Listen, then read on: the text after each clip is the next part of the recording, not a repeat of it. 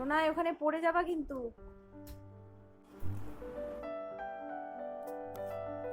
এই যে মিষ্টি ওষুধ, মিষ্টি মিষ্টি মিষ্টি। হ্যালো বন্ধুরা, সবাই কেমন আছেন? আশা করছি খুব খুব ভালো আছেন। এই প্রচণ্ড গরমে সবার সুস্থতা কামনা করি। আশা তো করছি আপনারা সবাই ভালো আছেন। তবুও এই প্রচণ্ড গরম ভীষণ পরিমাণে আমাদের কষ্টদায়ক হয়ে গেছে। বিশেষ করে যে আমাদের বাড়ির শিশুরা আছে আর বৃদ্ধরা, তাদের ভীষণ কষ্ট হয়েছে। আমরা তাও মানিয়ে নিতে পারি, কিন্তু যারা শিশুরা আছে বাড়িতে তারা তো বলতে পারে না। তো সেই ক্ষেত্রে তাদের কষ্টটা আমরা সব সময় বুঝতেও পারি না, কিন্তু তাদের ভীষণ কষ্ট হয়। তো যাই হোক, এখন বাজে সকাল 9টা। আর দেখুন আমার ছেলে তাতান সোনা উঠে পড়েছে। আর আজকে একটু দেরি করে উঠেছে, কারণ রাত্রেবেলা ঠিকঠাকভাবে ঘুমটা হয়নি। আর বেবিরা তো সবসময় ঠিক টাইম মতো ওঠেও না। আজকে হয়তো 7টে, কালকে 8টে, পরের দিন 9টা, এরকম হয়ে যায়। তো যাই হোক, সকালবেলা আমি তাতান সোনাকে একটা বিস্কুট খাইয়ে দিই, একটা না অর্ধেকটা।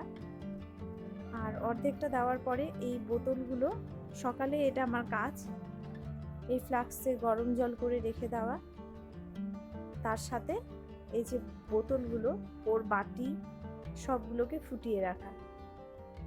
কখনো কখনো এমনও হয় যে রাত্রেবেলা 12টা হোক, 1টা হোক, কখনো কখনো আমি সেই সময়টা ফাঁকা পেলে তখনও বোতলগুলা ফুটিয়ে রাখি বা মেজে রাখি।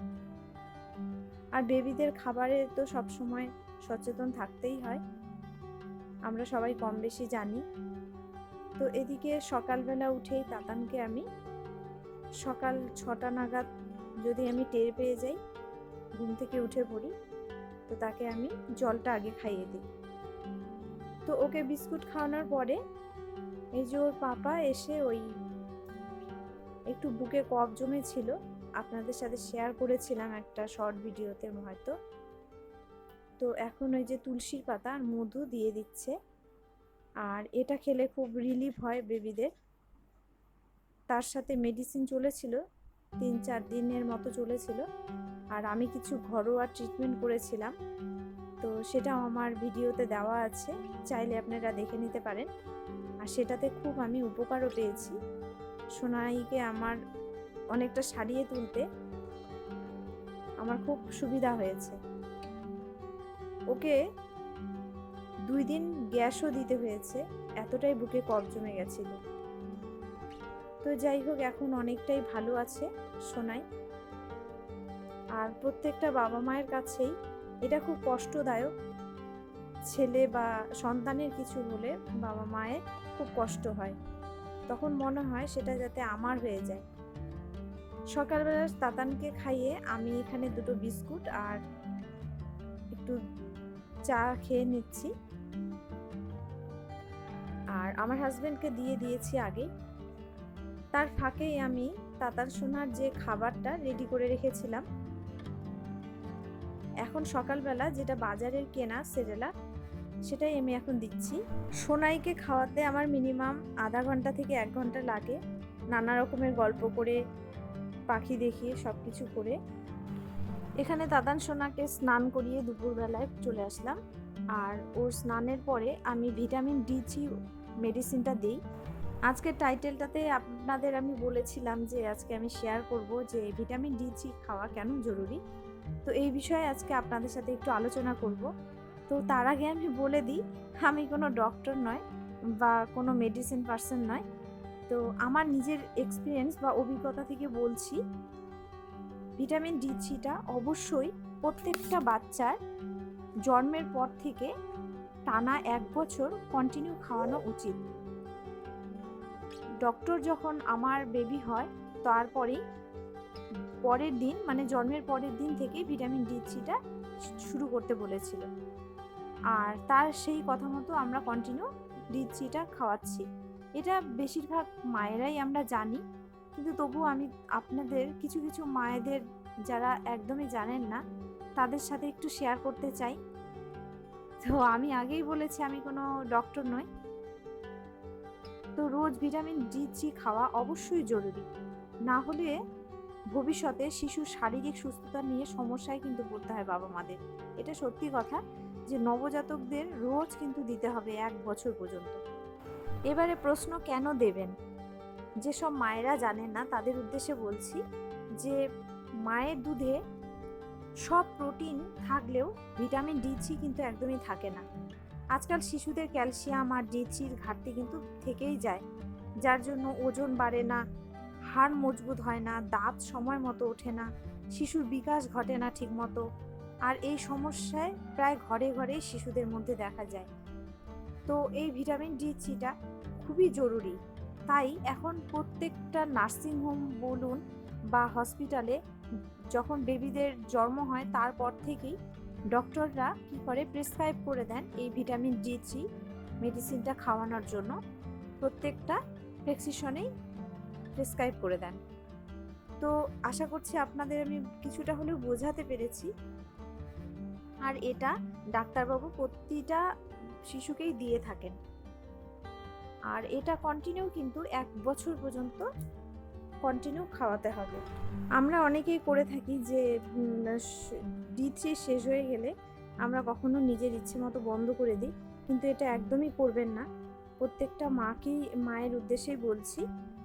তো যাই হোক, অনেকটা বলে ফেললাম আপনাদের। যদি একটু হলে উপকারে লেগে থাকে অবশ্যই কমেন্ট করে জানাবেন। যদি আপনাদের কোনো মত থাকে অবশ্যই আমাকে জানাবেন। তো এখানে সোনাইকে আমি দুপুরবেলার খাবারটা দিচ্ছি। আজকে দেব মাছ, আর এখানে নিয়েছি পাবদা মাছ আর ভাত, মানে রান্না করার যে ভাতটা থাকে সেটাই আমি এখন তাতান সোনাকে খাওয়াই। যে প্রেসার কুকারে দিয়ে সবজির সাথে, সেটা ডক্টর না করেছিল, কারণ ওই যে সবজির মধ্যে দিয়ে যে ভাতটাকে ফুটানো হয় সেটা কিন্তু বেবিদের পক্ষে খুবই ক্ষতিকর। সেই মাঠটা যে শুকিয়ে যাচ্ছে সেটা ক্ষতিকর। তো আমি এখানে মাছগুলোকে খুব ভালোভাবে কাটা বেছে নিয়েছি আর ভাতটাকে সামান্যভাবে পেস্ট করে নিয়েছি। এখন যেহেতু আমার তাতান সোনার বয়স 10 মান্থ প্লাস চলছে, তো সেক্ষেত্রে আমি 10 মান্থ, এই 11 মান্থ পড়েই গেছে। তো এখানে আমি ওই ঝোল করেছিলাম যে মাছের ঝোলটা, সেটা দিয়ে এটাকে আমি পেস্ট বানিয়ে এইভাবেই খাওয়াবো। তো কখনো সবজি দিয়ে খাওয়াই, প্রতিদিনের খাদ্য তালিকা এক থাকে না, আর বাচ্চারা খেতেও চায় না প্রতিদিন একরকম। তো এটা খুব ভালোভাবে আমি পেস্ট করে নিয়ে সোনাইকে খাইয়ে দিচ্ছি। আর ওর খাওয়ানোতে ভীষণ আমাকে টাইম দিতে হয়, খুব টাইম স্পেন্ড করতে হয়, মিনিমাম 1 ঘন্টা লেগেই যায়। তো সোনাইকে আমার খাওয়ানো মোটামুটি শেষের দিকে, আর জলটা আমি মিনিমাম 10 থেকে 15 মিনিট পরে খাওয়াই। কিন্তু আজকে একটু মাছটা খেতে তার একটু কষ্ট হচ্ছিল, তো সেই জন্য আমি একটু জলটা দিয়ে দিলাম, আর কিছুটা পরিমাণ জল দিলাম। তারপরে বাকিটা আমি 15 মিনিট পরে খাওয়াবো। আর সামান্য একটু ছেলের সাথে একটু ক্যামেরাবন্দি করে নিলাম, কারণ ওকে একটু আদর করে তারপরে আমি যাই স্নানে। আর দেখুন এখানে যত সোনাই বড় হচ্ছে বা আস্তে আস্তে ওর দিনগুলো আরও এগোচ্ছে, তো ততই আমার একটা ভয় সবসময় কাজ করছে, ভয় লেগেই থাকে। আর এখানে ওকে একটু খাওয়ানোর পরে একটু আমি ওকে নিজের মতো একটু খেলতে দিই, কারণ তাতে কি হয়, খাবারটা খুব ভালোভাবে হজম হয়ে যায় বা ডাইজেস্ট হয়ে যায়। আর বেবিদের এরকম একটু খাওয়ানোর পরে যদি খেলতে দেওয়া হয় তাহলে তাদের সত্যি খুব ভালোভাবে হজমটা হয়ে যায়। আর আমি এইটাই প্রতিদিনই করি যে ওকে একটু খেলতে দিই।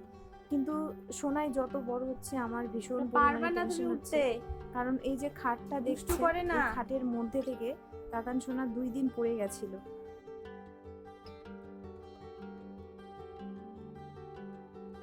তাহলে আজকের ভিডিওটা এই পর্যন্তই রইল। যদি ভালো লেগে থাকে অবশ্যই একটা লাইক আর কমেন্ট করুন, আর নতুন বন্ধু হলে অবশ্যই চ্যানেলটাকে সাবস্ক্রাইব করে রাখবেন। আপনার যদি কোনো রকম জিজ্ঞাসা বা প্রশ্ন থেকে থাকে অবশ্যই কমেন্ট করে আমাকে জানাবেন। তো আজ তাহলে এই পর্যন্তই, দেখা হচ্ছে নেক্সট ভিডিওতে। আর যদি কোনো উপকারে লেগে থাকে অবশ্যই বন্ধুদের সাথে শেয়ার করতে ভুলবেন না। তো দেখা হচ্ছে নেক্সট ভিডিওতে। Thanks for watching.